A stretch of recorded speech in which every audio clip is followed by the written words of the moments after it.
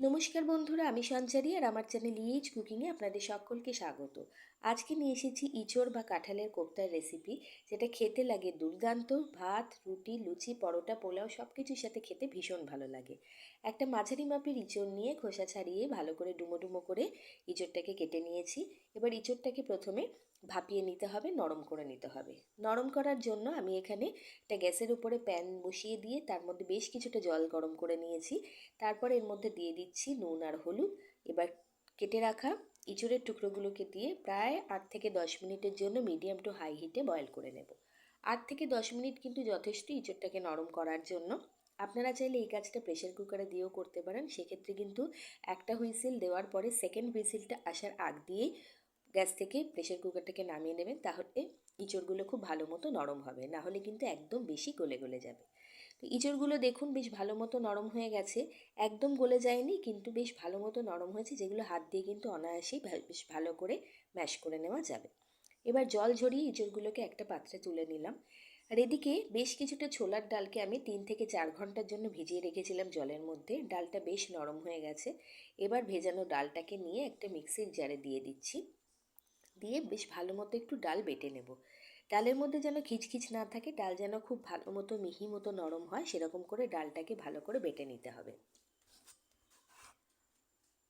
ডালটা বাটার সময় ডালের মধ্যে আমি অল্প একটু আদার টুকরো আর লঙ্কা দিয়ে দিয়েছি, আর সামান্য একটুখানি জলের ব্যবহার করেছি, 3-4 চামচ মতো জল। জলটা একেবারেই কম দিতে হবে, তার কারণ বেশি জল হয়ে গেলে কিন্তু ডাল বাটাটা পাতলা হয়ে যাবে, তখন কোপ্তাটা গড়া যাবে না। ডাল বাটাটা মসৃণ হবে, কিন্তু বেশি একটু টাইটের ওপর হবে, এমন করে ডালটা বাটতে হবে।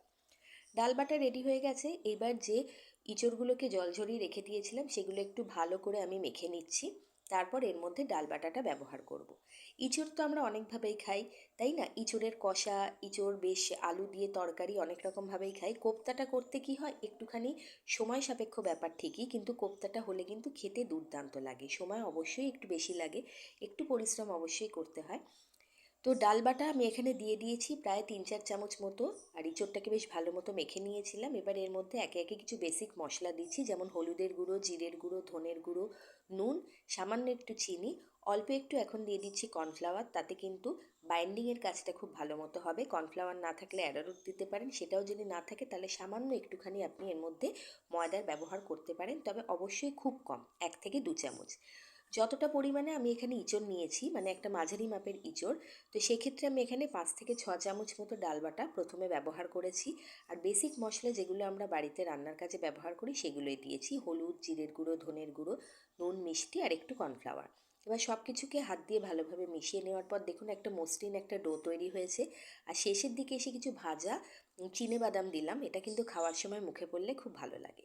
এবার একটা একটা করে বল পাকিয়ে দেখে নেব যে বলগুলো ভালো মতো তৈরি হচ্ছে কিনা।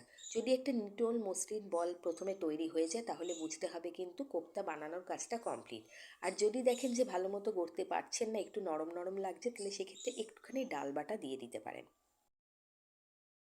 খুব মসৃণ নিটোল একটা বল কিন্তু এখানে তৈরি হয়েছে। এভাবে একে একে সবকটা কোপ্তাই আমি প্রথমে গড়ে নেব, তারপর এগুলোকে ভেজে নিতে হবে। ভাজার জন্য অবশ্যই সর্ষের তেল ব্যবহার করবেন, আর রান্নাটা পুরোপুরি সর্ষের তেলে করতে পারলে বেশি ভালো, কারণ সর্ষের তেলে রান্না করলে কিন্তু রান্নার স্বাদ গন্ধ দুটোই খুব ভালো আসে। পরিমাণ মতো তেল দিয়ে বেশ কয়েকটা কোপ্তা একসঙ্গে দিয়ে আমি ভাজছি। আর ভাজার সময় এখানে একটা কথা বলে রাখি, প্রথমে কিন্তু তাড়াহুড়ো করবেন না। কোপ্তাগুলো একদিক থেকে একটু লালচে লালচে হয়ে গেলে তবেই এগুলোকে ফ্লিপ করবেন, না হলে কিন্তু কোপ্তা একটু নরম থাকে গড়ার সময়, এগুলো কিন্তু একটু চেপটে যেতে পারে, শেপটা নষ্ট হয়ে যেতে পারে। আর কোপ্তাগুলোকে মিডিয়াম ফ্লেমে নাড়াচাড়া করে বেশ গোল্ডেন ব্রাউন হওয়া পর্যন্ত কিন্তু ভেজে নিতে হবে। তো কোপ্তাগুলো একে একে আমি সবকটা ভেজে নিয়েছি। এবার আরেকটুখানি সর্ষের তেল প্যানের মধ্যে দিয়ে আমি এখানে দুটো মাঝারি সাইজের আলুকে ডুমো ডুমো করে কেটে রেখেছিলাম, সেটা দিয়ে দিলাম। আলুগুলোকেও বেশ ভালো মতো করে ভেজে নিচ্ছি, আর ভাজার আগে আলুর মধ্যে একটু নুন দিয়ে দিলাম। তাহলে আলুটা ফিকে লাগবে না, খাওয়ার সময় আলুর মধ্যে নুন ভালো মতো বসে যাবে।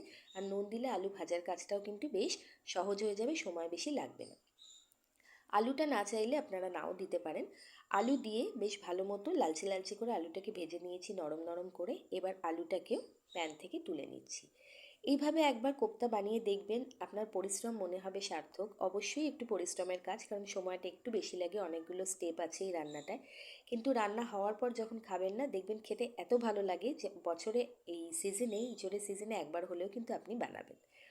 তেল গরম করে তার মধ্যে জিরে, তেজপাতা, শুকনো লঙ্কা ফোড়ন হিসেবে দিয়ে একটু ভেজে নিয়েছি। এবার এর মধ্যে দিয়ে দিলাম একটা বড় সাইজের পেঁয়াজকে বেটে রেখেছিলাম, সেই বাটা পেঁয়াজটা।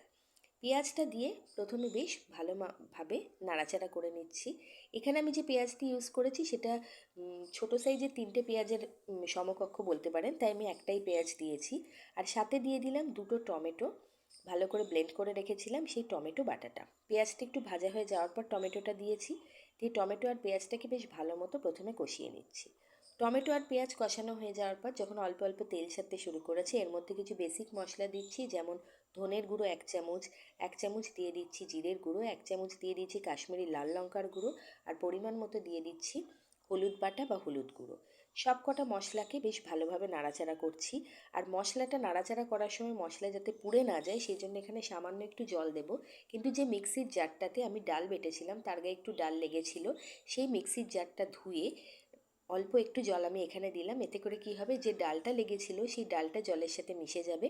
আর এই ডালটা এইভাবে ডাল মাখানো জলটা এইভাবে দিলে কি হবে, যে গ্রেভিটা তৈরি হবে না সেটা বেশ ভালো মতো গাঢ় হবে। এই ট্রিকটা অবশ্যই ফলো করবেন। ওই ডাল বাটার একটু জল মিশিয়ে দিয়ে দেবেন। এবার মশলা থেকে অল্প অল্প আবারও তেল ছাড়তে শুরু করেছে। এমন সময় এর মধ্যে দিয়ে দিলাম ঘরে পাতা টক দই 2 থেকে 3 চামচ, যেটা আমি ফেটিয়ে রেখেছিলাম। দইটা অবশ্যই ফেটিয়ে নিয়ে ব্যবহার করবেন। আর দই দেওয়ার সাথে সাথেই কিন্তু এটাকে নাড়তে শুরু করবেন মশলার সাথে, না হলে কিন্তু দই ফেটে যেতে পারে, ডুমো ডুমো হয়ে ছানা কেটে যেতে পারে।